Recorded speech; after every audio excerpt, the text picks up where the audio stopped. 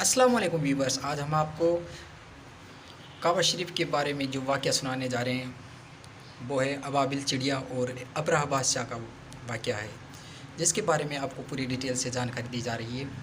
आप सभी भाइयों से गुजारिश है वीडियो पे बने रहिए, वीडियो को बिल्कुल भी स्किप ना करें।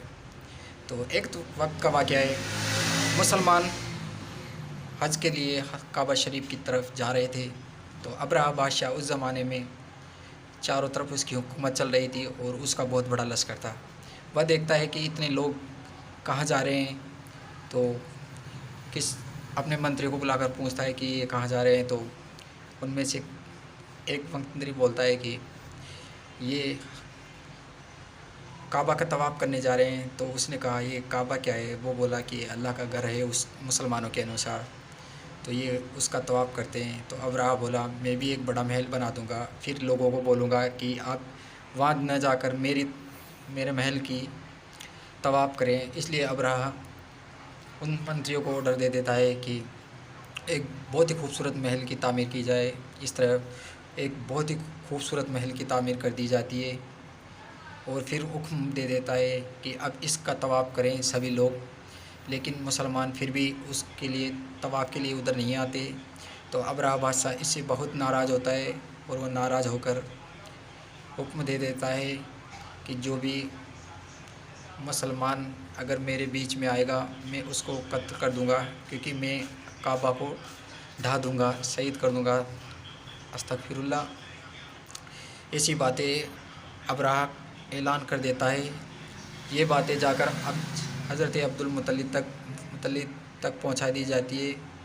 उसका पैगाम जब हज़रत मुत्तलिब तक पहुंचता है तो हज़रत मुत्तलिब उस पैगाम लाने वाले को बोलते हैं कि काबा अल्लाह का घर है और उसकी हिफाजत भी मेरा रब ही करेगा, अल्लाह ही।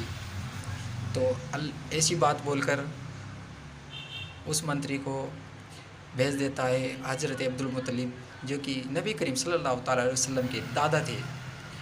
उस समय वो मक्का शहर के सरदार थे, इस वजह से ये जिम्मेदारी उनकी थी।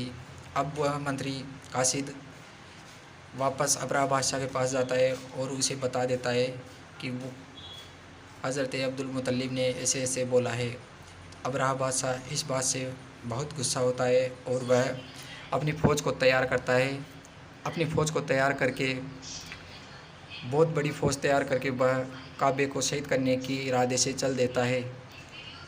अब एक बहुत ही बड़ा हाथी था जिस पर जो कि आसपास कहीं भी मतलब दुनिया में किसी ने नहीं देखा था, इतना बड़ा हाथी था। उस पर वह अबरहा बादशाह सवार हो जाता है और इस तरह की बहुत ही और हाथी थे, उन पर उसके कासिद और उसके मंत्री वगैरह वगैरह जितनी भी फ़ौज थी हाथियों की, वह सवार होकर चल जाती है। इस तरह वह काबा शरीफ को शहीद करने के लिए रवाना हो जाते हैं। जैसे ही मक्का शहर में जाते हैं वो लूट मार मचाने लगते हैं और तमाम मुसलमानों के जान माल को लूट लेते हैं और उनके जानवरों को और इनको मवेशियों को लूट कर ले जाते हैं।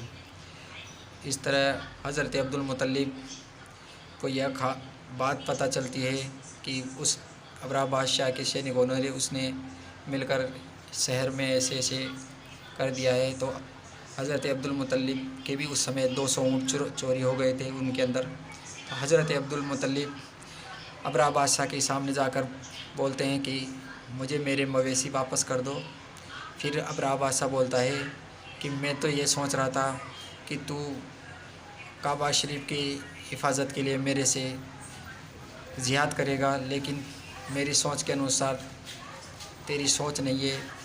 मैं तो तेरे को बहुत रेस्पेक्टफुल वाला समझता था। फिर हज़रत अब्दुल मुत्तलिब अबरहा बादशाह से कहते हैं कि काबा शरीफ अल्लाह का घर है और अल्लाह उसकी हिफाजत करेगा, हम क्या हैं इंसान जो उसकी हिफाजत करें।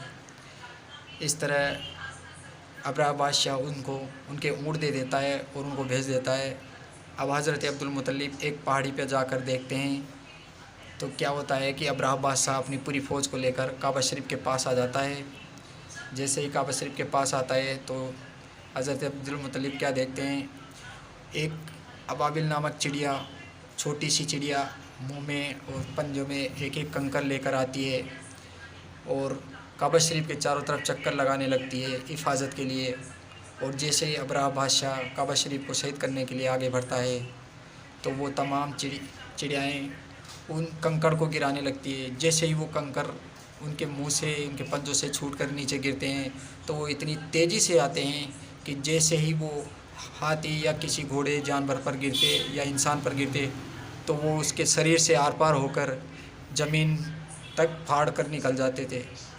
یعنی ان کی اتنی اسپیڈ ہوتی تھی کہ وہ جس بھی چیز سے ٹکراتے اس کو آر پار چیر کر چلے جاتے۔ اس طرح ابرہہ بادشاہ کی پوری فوج دھیرے دھیرے مرنے لگی، اور جو کچھ بچ کر بھاگنے لگے تو وہ حضرت عبدالمطلب کیا دیکھتے ہیں کہ ان کا گوشت شریر سے جھرنے لگا، گڑ گڑ کے گرنے لگا۔ اس طرح ابرہہ بادشاہ کا بھی شریر جھرجھر ہونے لگا اور وہ بھی سڑ کر مر گیا۔ اس کے بعد حضرت عبدالمطلب مکہ شہر میں آتے ہیں پہاڑی سے اتر کر، اور جو بھی ان کا مال غنیمت تھا اس کو سمیٹ کر سارے مکہ واسیوں کو تقسیم کر دیتے ہیں۔ اس طرح حضرت عبدالمطلب سارے شہر میں امن اور سکون ہو جاتا ہے، اور اللہ کی چوٹ میں کوئی آواز نہیں ہوتی۔ اس سے یہی پتہ چلتا ہے کہ اللہ اپنے گھر کی حفاظت خود کرتا ہے۔ تو آپ سبھی بھائیوں سے گزارش ہے چینل کو زیادہ سے زیادہ سبسکرائب کر دیجیے اور زیادہ سے زیادہ شیئر بھی کر دیجیے۔ ویڈیو اچھا لگے تو اپنے دوستوں تک بھی شیئر کر دیں۔ السلام علیکم ورحمۃ اللہ وبرکاتہ۔